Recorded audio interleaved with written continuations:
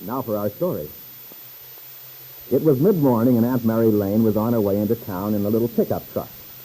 She'd only driven a short way when she recognized Mario Descherry, dressed in his blue work clothes, trudging sturdily down the road in the same direction she was going. Mario. Well, Mario. May I give you a lift into town? Well, I think you're You're on your way to Wakefield, aren't you? Yes, but I don't mind walking. Ah, Mario, come on, get in. If you don't, you'll make me think you don't want to ride with me. I'm a pretty good driver, you know. Okay. No, that's better. I'm not sensitive, Mario, but you were on the verge of hurting my feelings just Oh, now. I'm sorry. But you know how it is, Aunt Mary. A guy gets to taking something out in his head. Sometimes it's not so hard if you're doing something at the same time. Working or even just walking. It kind of helps to dope it out. Yes, I usually work my problems out like that, too. I keep my hands busy with my sewing or mending when I have something on my mind. The same idea. Yeah. But, Mario, don't tell me you purposely set out to walk 5 miles into town just because you had to straighten out something in your mind. Oh, no. No, I had enough of the long hikes when I was in the Army. No, my car's on the trip. I got to go to town and get some stuff. I see. Oh, well, that's a shame, Mario. No wonder you were moody. My son ran to get irritable, too, when something's wrong with ours. Sure, it makes you mad. But I can fix mine all right. It was working okay yesterday. It isn't serious. But there's a part I have to pick up in town. Oh. Did Carla tell you about our little visit yesterday? Yeah. We had such a nice talk. Mario, I'm very fond of your wife. She's a lovely person. Sensible, beautiful, and so loyal. I guess you know how lucky you are. Oh, sure. I'm a lucky guy, all right. I was telling my niece Peggy that if she and Bill Meade can be half as happy when they're married as you and Carla are, I'll be perfectly satisfied. Yeah? Did you really tell her that? Why, yes. What makes you ask, Mario? You sound surprised. Do I? Or maybe I am. I mean, I guess I'm surprised because you seem to be happy about Peggy's marrying Mr. Meade. Well, Mario, naturally I'm happy that they're going to get married. They've been in love for a long time. And I feel they're very well suited to each other. Yeah. Well, it's none of my business, of course, but there's one thing I don't get. Oh? What's that? Well, if they're so well suited to each other, as you say, they're really in love with each other, how come Mr. Meade married that Calvert woman, Kit Calvert? And on top of that, wasn't Peggy engaged to some guy from Hollywood? Yes, that's all true. Well, if it's true, then it don't look to me like they were very much in love. Why, when I met Carla, if I couldn't have married her, I don't know what would have happened. Anyway, I wouldn't have gone off and gotten tied up with some other girl. If you love one woman, no other woman means a darn thing. Nothing. You don't even see them. That's right, Mario. And I believe it was like that with Peggy and Bill. Then how come? Well, sometimes, Mario, things happen over which we have no control. And because of that, what they feel in their hearts gets temporarily twisted. Their true emotions become confused. But if what they feel is deep enough, real enough, in the end, they come back to it. Yeah, maybe so. But I don't understand how anything could cause anyone to be like that. With me, nothing matters but Carla. Nothing ever has mattered for her. And nothing ever will. And Carla feels the same way about you. But I guess I didn't tell you that. I'm not so sure about that. Oh, Mario, that's silly. You know better than that.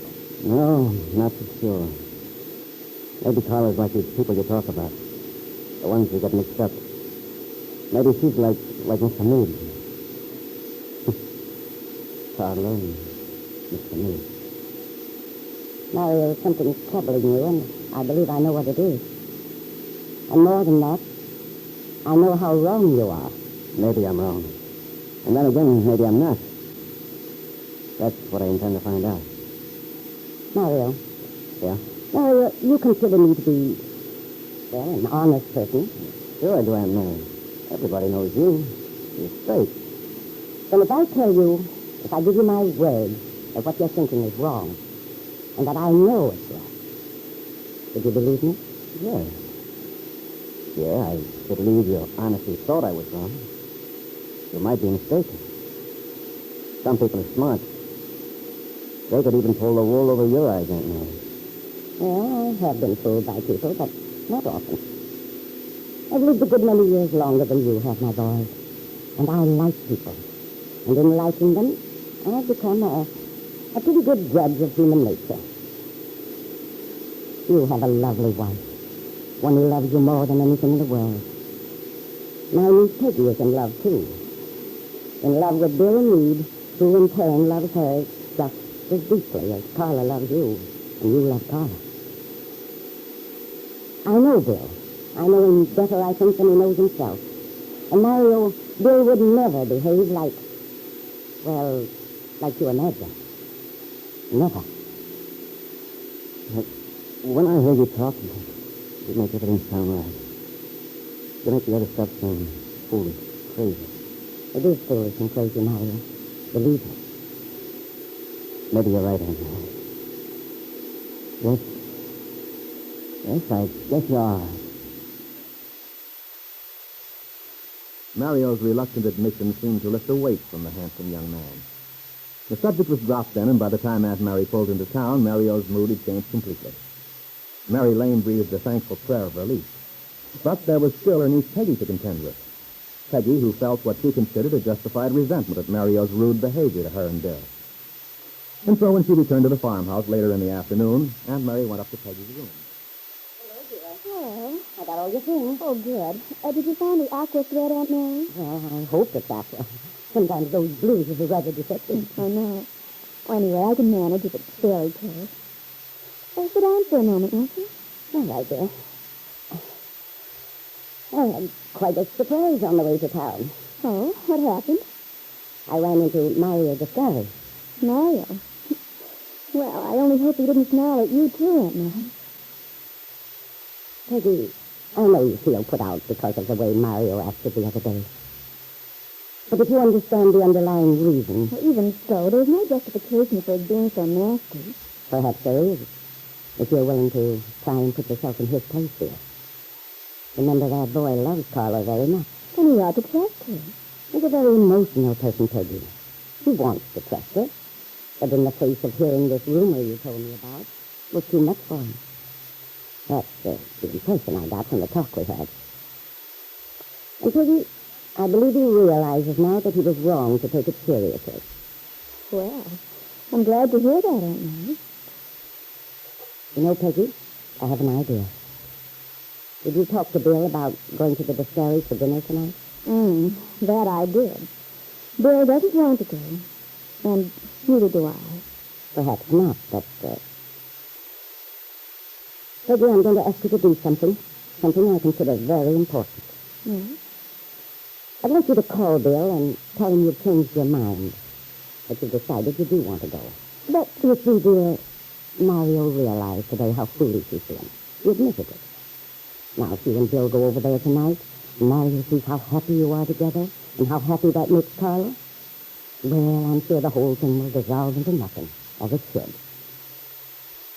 Well, Aunt Mary, if you really think it's that important. Yes, I do. With a boy like Mario, if he gets to brooding about some fancied injustice, he might build it up out of all proportion. And if he did, he could make a very tragic error in judgment. Now, there's still time to prevent such a thing happening.